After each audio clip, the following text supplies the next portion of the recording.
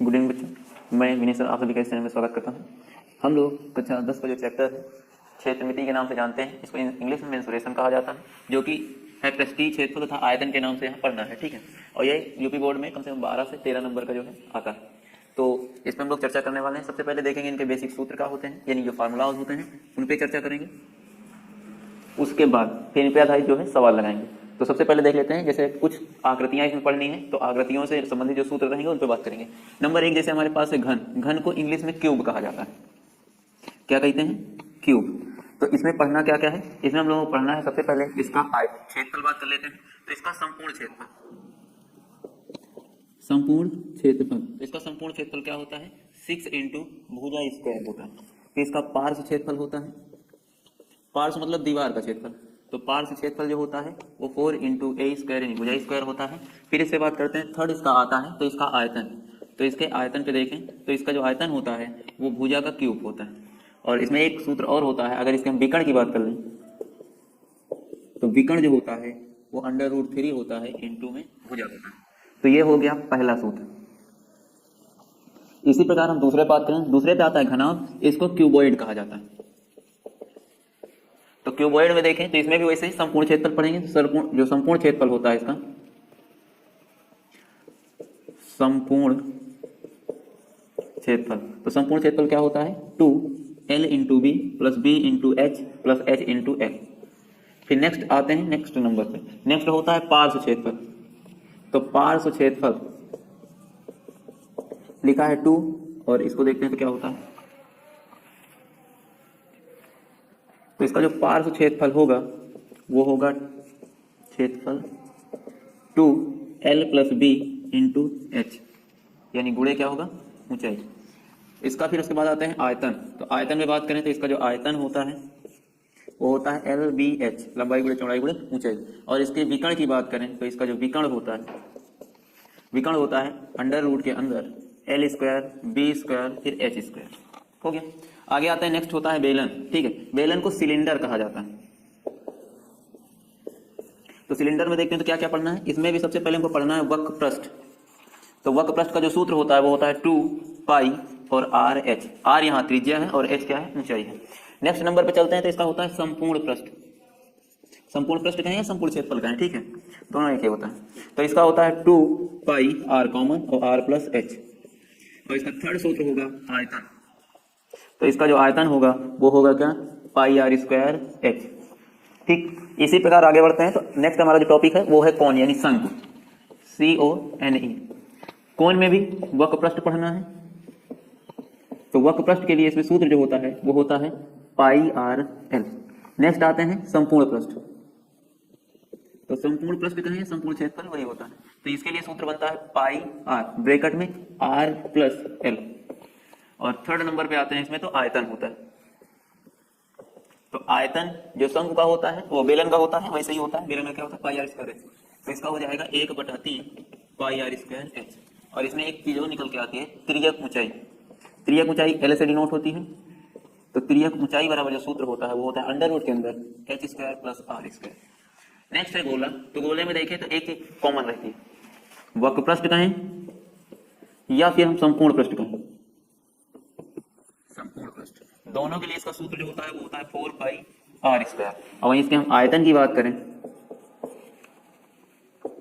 तो आयतन इसका होता है 4/3 पाई आर क्यूब। आयतन हो गया है। आगे आते हैं अर्धगोला पे। तो अर्धगोले में भी देखते हैं तो अर्धगोले को क्या कहा जाता है? इसको हेमीस्फीयर कहते हैं। और गोले को क्या कहते हैं? तो गोले को स्फीयर कहते हैं, कंप्लीट गोला, ठीक है। तो इसमें भी बात कर लेते हैं तो वक्र पृष्ठ। तो इसका वक्र पृष्ठ होता है 2 पाई आर स्क्वायर। और इसका जो होगा संपूर्ण पृष्ठ, तो संपूर्ण पृष्ठ होता है इसका 3 पाई आर स्क्वायर। वहीं इसके हम आयतन की बात करें तो इसका जो आयतन होगा 2/3 पाई आर क्यूब। इतना क्लियर हुआ?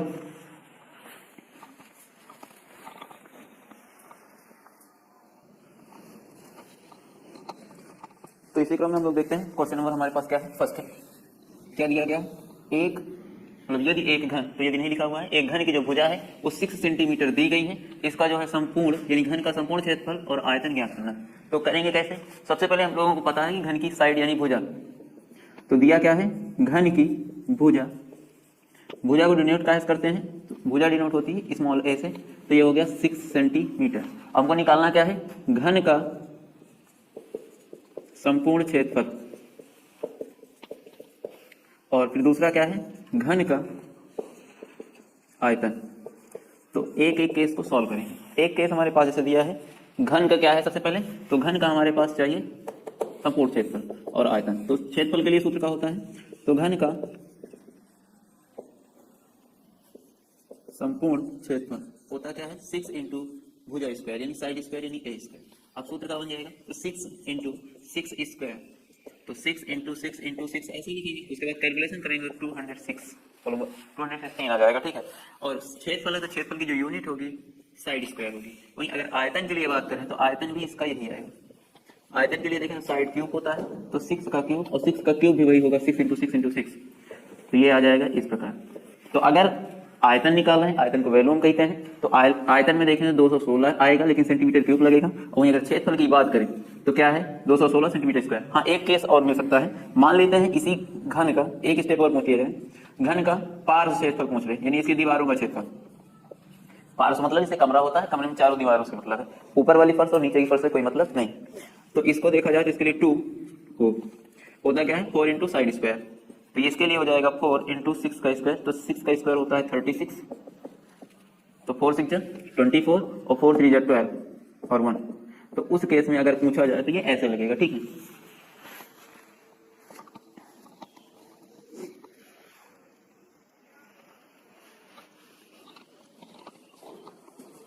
तो हमारे पास क्वेश्चन नंबर नेक्स्ट दिया क्या है कि एक बेलन है, बेलन की जो त्रिज्या है वो 7 सेंटीमीटर है, और वहीं इसकी ऊंचाई की बात करें तो ये 10 सेंटीमीटर है, ठीक। उसके बाद तो इसका हमको क्या करना है, बेलन का वक्र पृष्ठ और आयतन ज्ञात करना है। तो सबसे पहले हम लोग त्रिज्या को कहीं डिनोट करते हैं स्मॉल आर से, ये कैपिटल आर भी आप लोग लिख सकते हैं, ठीक है। तो स्मॉल आर बराबर दे रखे हैं 7 सेंटीमीटर, और हाइट यानी ऊंचाई होती है, इसको कितना दिया गया है 10 सेंटीमीटर, ठीक हो गया। उसके बाद बात करते हैं बेलन का वक्र पृष्ठ। तो बेलन का वक्र पृष्ठ क्वेश्चन मार्क और बेलन का आयतन क्वेश्चन मार्क, तो दो पार्ट में सॉल्व कर लेते हैं। इधर लिख लेते हैं हम लोग क्या, बेलन का आयतन तो क्वेश्चन मार्क। अब बात करते हैं बेलन का जो वक्र पृष्ठ है वो क्या है। तो बेलन का वक्र पृष्ठ होता क्या है, 2 पाई आर एच इसका सूत्र होता है, 2 पाई आर एच। तो 2 लिखेंगे, पाई की वैल्यू 22/7 होती है, पेपर में जब तक ना कहा जाए मत रखिएगा, आसानी रहेगी। उसके बाद आर की वैल्यू दे रखी है कितना 7, और एच की वैल्यू कितनी है 10। अब देखो 7 से 7 कट जाएगा, इस पर 22 दूना हो जाएगा 44, 44 बड़े 10 करेंगे तो 440। वक्र पृष्ठ है यानी क्षेत्रफल है, तो सेंटीमीटर स्क्वायर। आयतन में बात करें तो आयतन जो होता है बेलन का, इसी मिटा दे रहे हैं, तो क्या होता है पाई आर स्क्वायर एच। पाई की वैल्यू 22/7 हो जाएगी, और आर की वैल्यू 7, तो 7 का मतलब 2 बार गुणा, और एच की वैल्यू 10, एक साथ से एक साथ कट जाएगा, 7 दूना 14, 7 दूना 14 1 15, तो 154 गुणे 10। तो इसका जो आयतन होगा कुछ इस प्रकार से आएगा।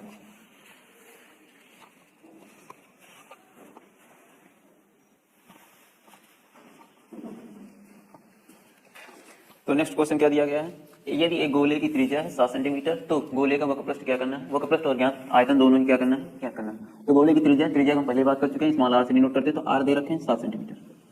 गोले का वक्र पृष्ठ, तो गोले का वक्र पृष्ठ क्या होता है, तो होता है 4 पाई आर स्क्वायर। वहीं अगर बात करें गोले का आयतन, तो इसका सूत्र क्या होता है 4/3 पाई आर क्यूब। तो सबसे पहले इधर देखते हैं, तो 4 रहेगा, पाई की वैल्यू 22/7 रख लीजिए आप, और आर की वैल्यू 7 इंटू 7, एक 7 से 7 कट जाएगा। अब बात आती है इसके गुणा की, तो 22 चौक कितना हो जाएगा 4 दूना 8, फिर 7 आ जाएगा, 7 8 56, और 7 8 56, 56 और 5 तो 61। तो ये इस प्रकार से होगा। उधर बात करते हैं, इधर देखते हैं तो 4/3 लिखा हुआ है, 22/7 लिखा है, और आर की वैल्यू यहाँ 3 बार लिखी जाएगी, कितना होगा। अब एक साथ से एक साथ को काट दीजिए, बाकी पूरा गुणा ही करना है। तो इसको देखते हैं, तो 4 दूना 8, ये हो जाएगा आपके पास कितना 4 दूना 8, 4 दूना 8 गुणे 7 डिवाइडेड बाई 3। फिर 7 से गुणा करें, 7 8 56, 7 8 56, 56 में 5 जोड़ेंगे तो 61 आ जाएगा। अभी भी 7 है, तो 7 6 42 हासिल 4, और 7 1 7, 7 4 11, 7 6 42 43 डिवाइडेड बाई 3। अब इससे चाहे तो आप भाग कर लें, नहीं छोड़ सकते हैं। 3 से भाग करेंगे कितना आएगा, तो 3 एकम 3, 1 बचेगा, 13 हो जाएगा, 3 चौक 12, 3 त्रिका 9, 3 सतह 21 और उसके बाद जो है 3 सतह 21 होगा तो कितना बचेगा, 22 रहेगा। 3 एकम 3 होगा, 3 चौक 12, 3 त्रिका 9, 3 सतह 21, 1 बचेगा। उसके बाद ये इतना लगभग आ जाएगा। इसी को आप चाहें तो 1437.33 भी लिख सकते हैं। कितना हो जाएगा, 1437.33। यूनिट क्या होगी, तो सेंटीमीटर क्यूब होगा।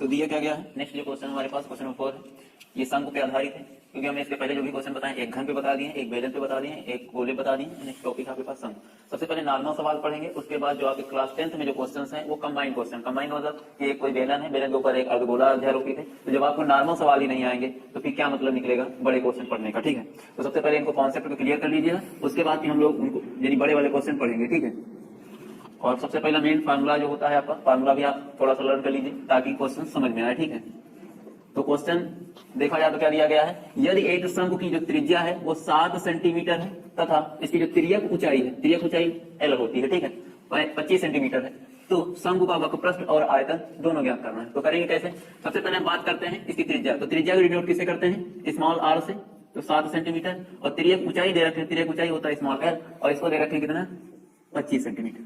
एच की वैल्यू यहाँ पता नहीं है, इतना क्लियर हुआ। उसके बाद देखते हैं तो शंकु का क्या चाहिए, वक्रपृष्ठ। तो शंकु का जो वक्रपृष्ठ होता है, शंकु का वक्रपृष्ठ ज्ञात करना है। उसके बाद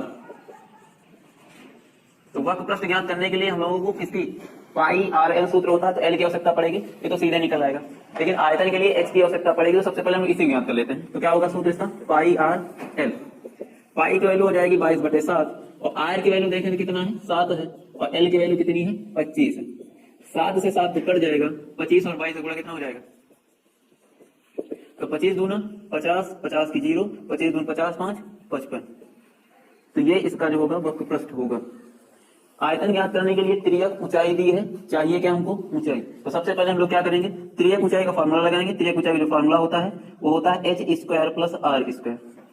एल की वैल्यू दी गई है 25, जो नहीं पता उसको रहने दीजिए, और ये कितना है, तो 7 का स्क्वायर। दोनों पक्षों का स्क्वायर करिए, तो 25 का स्क्वायर हो जाएगा इस प्रकार, फिर हो जाएगा h का स्क्वायर प्लस 7 का स्क्वायर, इस प्रकार 25 का स्क्वायर, h का स्क्वायर, 7 का स्क्वायर। 7 के स्क्वायर का प्लस इधर आएगा तो माइनस, यानी h² बराबर हो जाएगा 25 का स्क्वायर माइनस का 7 का स्क्वायर। अब आपके पास दो ऑप्शन है, चाहे तो आप 25 का स्क्वायर माइनस 7 का स्क्वायर कर लें, या फिर दूसरा a + b a - b, क्योंकि a² - b² का फॉर्मेट है। तो एक में आप 25 + 7 कर दीजिए, और एक में 25 - 7 कर दीजिए। तो 25 7 कितना होता है, 32। 25 से अगर 7 जाएगा तो कितना आ जाएगा, 18। इसको 9 × 2 लिख सकते हैं, तो 2 इधर ट्रांसफर कर लीजिएगा, मतलब ऐसे 32 × 2 × 9, तो ये इधर आ जाएगा। तो h² बराबर 32 दूना 64, तो 64 × 9। अब देखिए स्क्वायर रूट अगर करते हैं तो ये कितने का वर्ग होता है, ये 8 का होगा, और ये कितने का होता है, 3, तो 8 × 3 = 24, तो ये इसका वर्गमूल होगा। अब बात आती है आयतन। तो शंकु का जो आयतन होता है, शंकु का आयतन सूत्र होता है 1/3 पाई r² h। अब देखिए तो 1/3 पहले लिख लेते हैं, पाई की वैल्यू 22/7 रखेंगे, और r की जो वैल्यू है वो कितनी है, तो कितनी है, 7। तो 7 दो बार लिखेंगे आप, क्योंकि स्क्वायर लगा इसमें, और इनटू h की वैल्यू आई 24। देखो एक 7 से एक 7 कट जाएगा, और 3 इससे कट जाएगा, तो 3 8 जा 24, 3 8 24।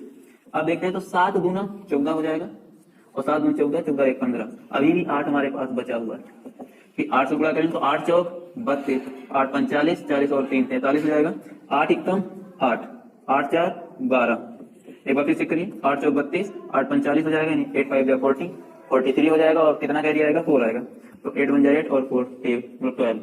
तो ये आयतन है, इसलिए कितना आएगा, सेंटीमीटर क्यूब।